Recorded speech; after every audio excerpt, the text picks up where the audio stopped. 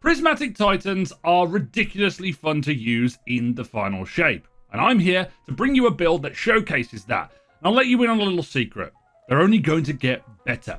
This build is once again super easy to put together, and you can get everything you need from the campaign.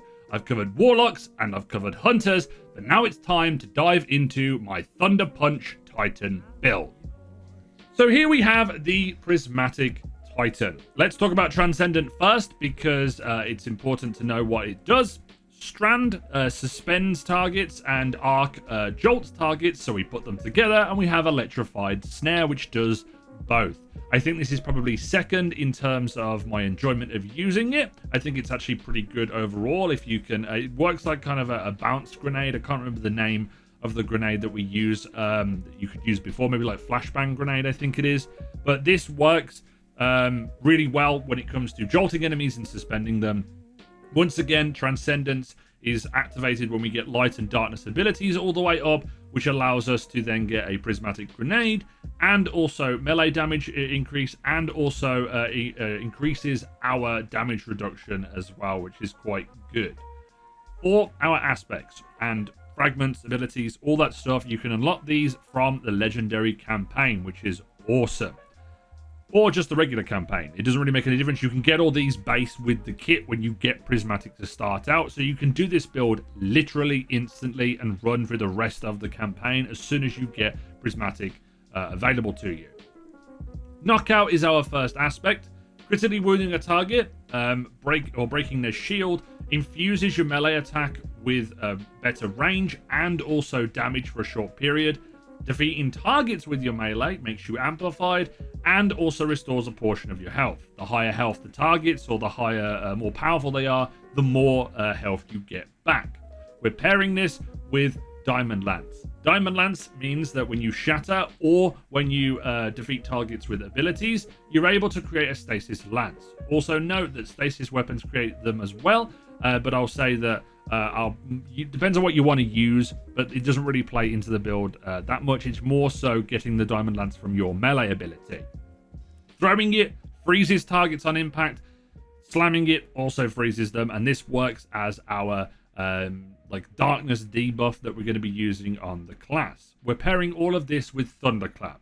Thunderclap is amazing because you can hold it all the way down and release an explosive arc blast, and it will chain to enemies. It will also jolt them with what we are using as our exotic.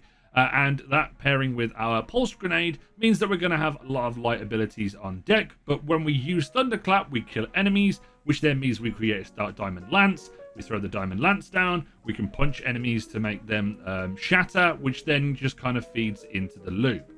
Thruster is also very good because it allows you to have a lot of quick movement. So I recommend that there. For our super, we're running Blade Fury because we're able to sever targets on our slices, which means that targets do less damage, and we can also suspend them when we use our heavy attack, which is very good. But the reason we have Blade Fury on here is for this specific fragment, Facet of Purpose. Picking up an Orb of Power will give you a buff dependent on what super you have. In this instance, it will be Woven Mail, which is roughly a 30 to 35% damage reduction, which is very, very good. I haven't checked the numbers on this in a little bit, but it is going to be helpful for keeping you alive. We also have Facet of Protection. Once again, I'm not 100% on the numbers for this, but this is going to give you more resistance to incoming damage, and it's increased when we have Transcendence. That's why I'm saying that Transcendence will help give you a extra damage resistance when we have this fragment on. We have Facet of Ruin, increases the shatter size, or the area of effect of the shatters and the size and the damage of them. So that's very, very good. We'll be doing that a lot with Diamond Lance. We also have Facet of Courage, which is Arc, Solar, and Void abilities deal increased damage to targets afflicted with the Darkness buff, or Darkness debuff, which we'll be using with Diamond Lance. And then lastly, we have Facet of Dawn. You can swap this out and go with Facet of Sacrifice, but I'm going with Facet of Dawn here because you get all of these instantly when you get Prismatic, you have to go to the end of the campaign to be able to get this one, and then the rest of the fragments you have to unlock in different ways. But this basically means when you do powered melee hits, you become radiant. Melee final blows makes your nearby allies radiant. So this is going to be very good for you and your teammates. So let's talk about the exotics, the mods, and all that jazz. For the exotic, a lot of people have been using Insurmountable Skull Fort. You can use this. Kills with arc melee abilities trigger health regeneration and restore melee energy. Very good. It's almost like instant when using this. The problem with using this at the moment, I haven't really tested 100%, but in the higher end difficulties, if you don't kill a target with this, then Skull Fort won't get the extra damage output. It won't get your melee back.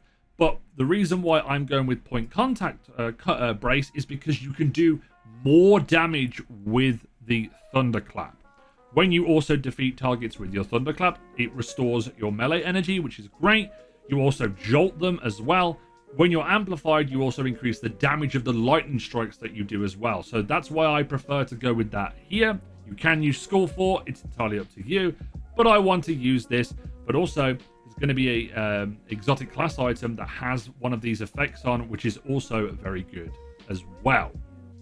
For the mods, we have double hands-on because we're getting melee kills, get our super back very quickly. 3 heavy-handed because powered melee final blows creates an orb of power. The orb of power is actually a lot stronger, and the duration of this effect is reduced to roughly 1 to 2 seconds. For our damage resistance, you have void resistance. I have melee damage resistance here. We probably won't need this. And then solar, but you can go with any of the damage resistances in there, or reserves for your things. You've got so much damage resistance, it's kind of like ridiculous on this class. I have absolution, recuperation, and invigoration. Mainly recuperation, just in case I need a little bit of extra health when I'm in a pinch, or every time I pick up an orb of power. Likewise, my melee is reduced when I use invigoration, so that's going to help us get our melee back. And then we also have absolution, which is picking up an orb of power, gives us back everything. So all of these are going to work really well. I have distribution, which is reducing all ability cooldowns when using your class ability. And then 2 outreach, which is what we need to reduce our melee cooldown when we're using the class ability. So very good. Let's go through the artifact. The artifact, the mandatory ones for this build are going to be galvanic armor, which I believe is a 35% damage reduction when you are amplified on arc or prismatic. So this is very, very good. We also have shield crush, which is when you have woven mail, frost armor, or void overshield, your melee recharges faster and deals increased damage. While you're amplified or radiant, your grenade recharges faster and deals increased damage. So even more damage output for our build. For these, Radiant Orbs is also going to be making you Radiant quite quickly. If you have a teammate that's weakening targets, you can also run a Void Overshield. You get a Void Overshield when you use it. So it means if you wanted to, on the build, you could swap out this and go with potentially Suppressor Grenade and swap the fragments around in future. But it's not really that mandatory. But if you've got a teammate that's weakening targets, then that will also give you a big boost. Everything else is kind of up to you. You can use Expanding Abyss if you want to use different weapons. I would say a recommendation, I haven't used this yet, but Transference, which increases your grenade and melee damage while you're Transcendent, and Weapon Final Blows while Transcendent refund light and darkness energy after Transcendence ends. So this is going to be good for the loop. So it's entirely up to you, but the mandatory ones, once again, Galvanic Armor, Shield Crush, and Radiant Orbs, and then just throw in Void Hegemony if you really want to as well. And then there's some champion stuff you can do, but that's saved for a bit of a more advanced version of this build. The build is really good. I really enjoy moving around with the class, and I wanted to make this type of build because it's super easy to put together. You don't even need to do any of the extra side quests to be able to get any more aspects or any of the extra fragments. There's only like 2 that you'll probably need that you'll get mandatory from the campaign. And I just love the fact that Diamond Lance is usable in this build alongside having knockout with point contact brace as well that I have chosen to go with. Obviously, you can spam out Insurmountable Skull Fort, But the reason that I'm not overly attached to either one of those exotics at the moment is because of what we're going to be able to do with the prismatic exotics.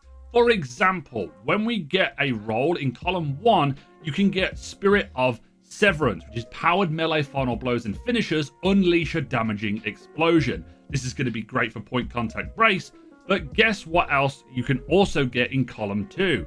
Spirit of Contact, which is the lesser version of the perk, which is damaging a target with the power melee, causes all nearby targets to suffer lightning strikes and become jolted. So you can jolt all the targets around you and make them explode. You could also get Spirit of Syntheceps on this build and Spirit of Severance, or you could go with Spirit of Inmost Light and Spirit of Contact. There's a lot of options that'll make this build a hell of a lot better, and this is just the starter version of it. I want to workshop this a little bit more and make a build that will use these two aspects together to really take it to the next level. So stay tuned for that on the channel, and if you want to stay tuned for that, please make sure you leave a like on the video, subscribe if you are new, make sure to follow all the socials down below. I also have a Discord link, and also I have my Twitch link there, so if you want to come and hang out and speak to me in a chat or around my community, then feel free to do so. And as always, this has been It's Jimbo,